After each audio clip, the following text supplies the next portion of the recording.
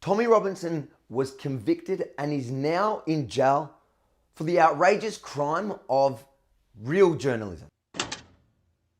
Police initially arrested Tommy Robinson in May 2018 for a breach of the peace, and within only 5 hours changed the charges, convicted and sentenced him to 13 months in prison for contempt of court.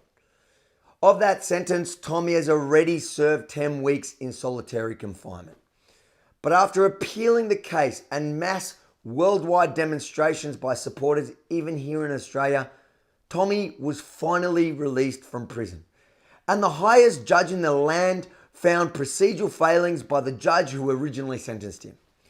The Lord Chief Justice stated that the way the case was handled gave rise to unfairness, further determining that the proceedings were fundamentally flawed and ultimately sent the case back to the Attorney General.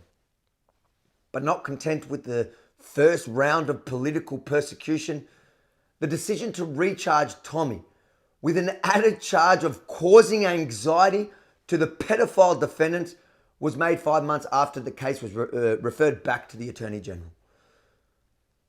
In his defense, Tommy presented clear evidence that the court had failed to adhere to their own standards regarding reporting restrictions. That he only presented information that was in the public domain.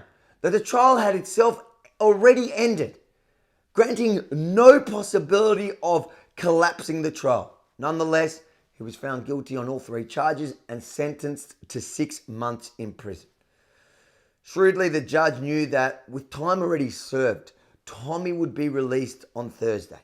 So in turn, reactivating an expired 3-month suspended sentence, which yielded a combined 9-month sentence.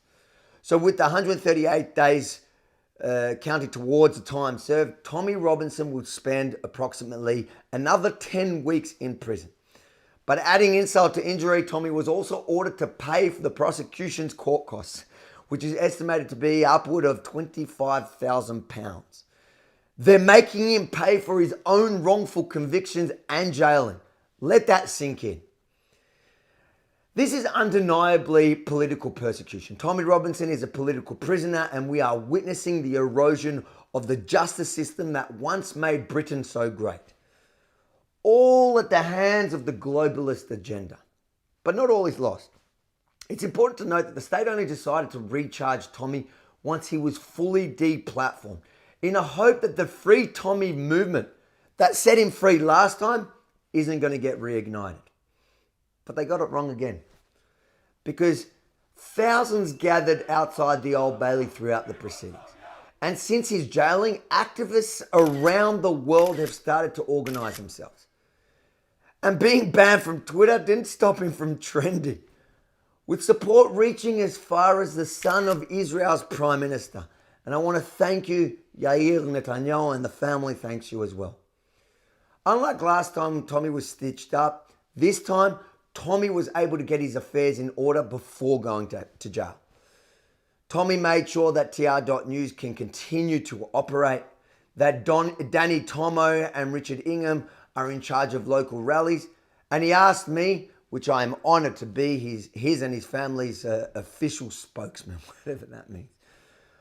I will ensure to keep you guys updated with every single development and relay any of the messages from both Tommy and his family. Jenna, Tommy's wife, is now going to spend summer raising their beautiful kids without his help. She's putting on a brave face, but after spending only 1 week away from my loved ones, I can't imagine the hell she must be going through right now. Especially because there's no way to really know if Tommy's going to get out alive. The state have decided to hold Tommy at Belmarsh Prison, which is the place for the likes of the hook-handed terrorist Abu Hamza, child killer Ian Huntley, and serial pedophile Richard Huckle, who abused children from the ages of 6 months to 12 years old. You know, the worst crimes and criminals, now including contempt of court and Tommy Robinson. Jenna told me that Tommy is in isolation for now, which is supposed to stop him from being murdered. But we all saw the impact on his physical and mental well-being last time he spent 10 weeks in solitary confinement. Tommy and the family wanted me to thank each and every one of you who attended on Thursday, everyone who has supported the appeal, and everyone who has expressed their disgust and outrage online. But many of you have sent me messages asking what you can do. So firstly, you can support his appeal, tommyappeal.com. You can write to him by either snail mail or email. All the information on how to do that is in the description below. You can become an activist, but make sure when you go out and do something, whether it's make signs, hang them up, take them down the road, send me the photos so I can spread it far and wide and let people know, let the state know that the world is not going to remain silent. You can go to rallies starting with one today outside his prison from 6 to 8 p.m. and be his voice online. Keep talking. Don't let his name, don't let the world forget what's happening to him. Because today it's him, tomorrow it's you. Doesn't matter if you're from the left or right. And last but not least, I'm not a religious man, but I'm going to tell you, please, pray for his safety.